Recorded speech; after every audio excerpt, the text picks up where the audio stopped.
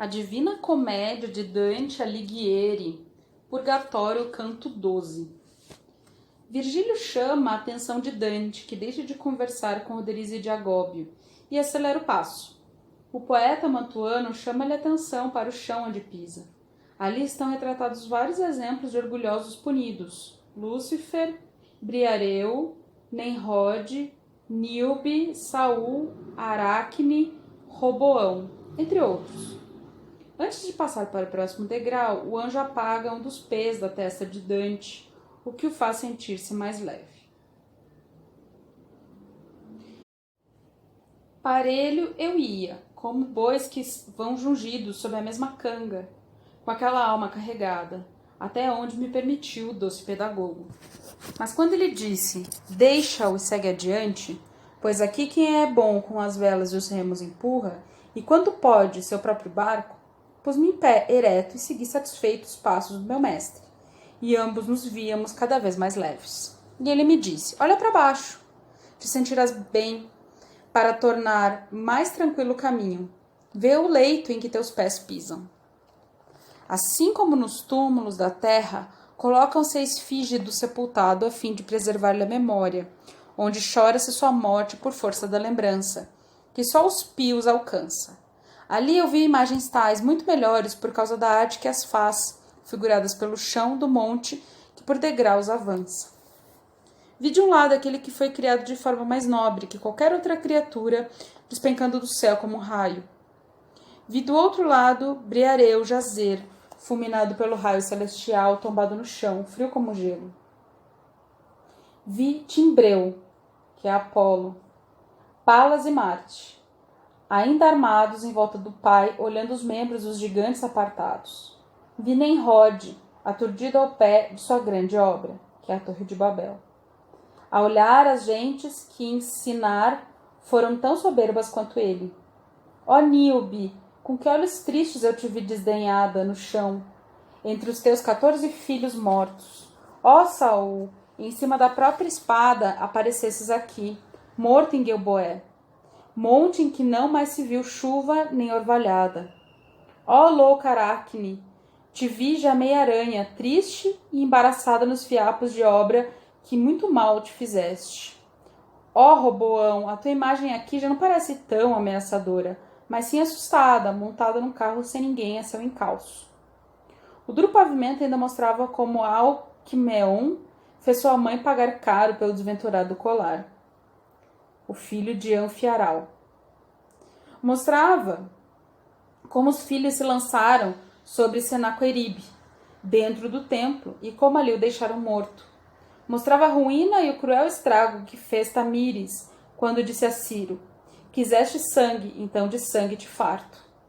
Ela cortou a cabeça de Ciro, o rei persa, e emergiu numa bacia cheia de sangue. Mostrava a desabalada fuga dos assírios depois que Holofernes foi morto, e mais os despojos de seu corpo martirizado. Vi os destroços e as cinzas de Troia. Ó Ilium, como vil e baixa era a tua imagem ali.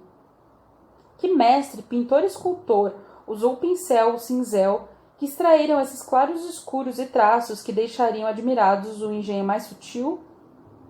Mortos eram mortos, vivos pareciam vivos.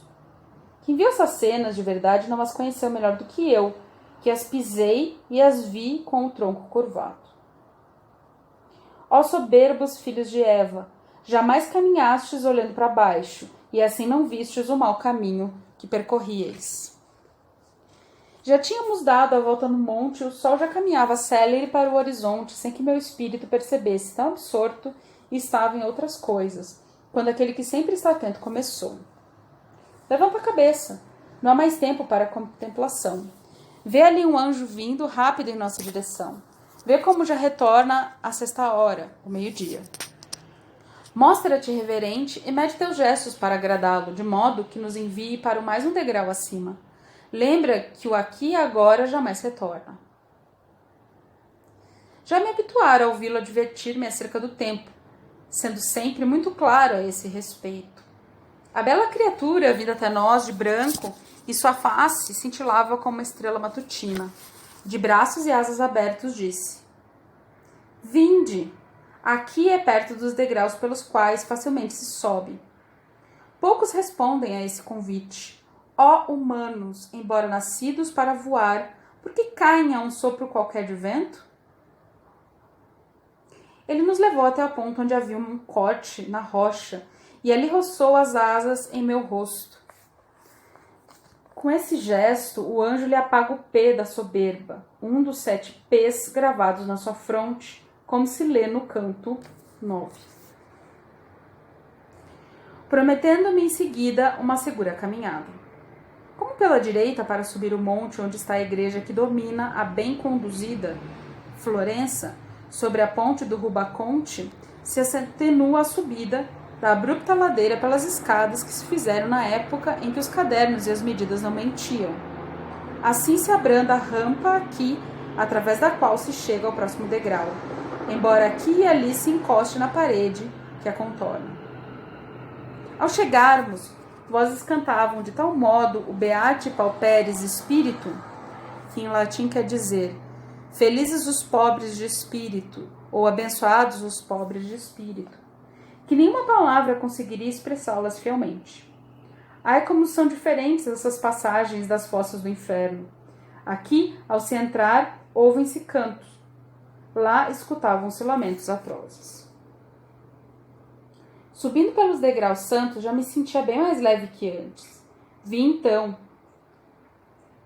mestre, que o peso foi-me tirado, já que nenhum cansaço sinto nessa caminhada?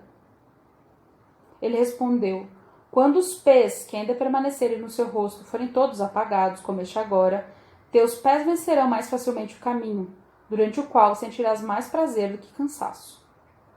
Então, fiz como aquele que caminha com algo na cabeça, sem saber bem o que tem nela, mas que à vista dos gestos alheios passa a suspeitar, e com as mãos no lugar da visão encontra o que procura.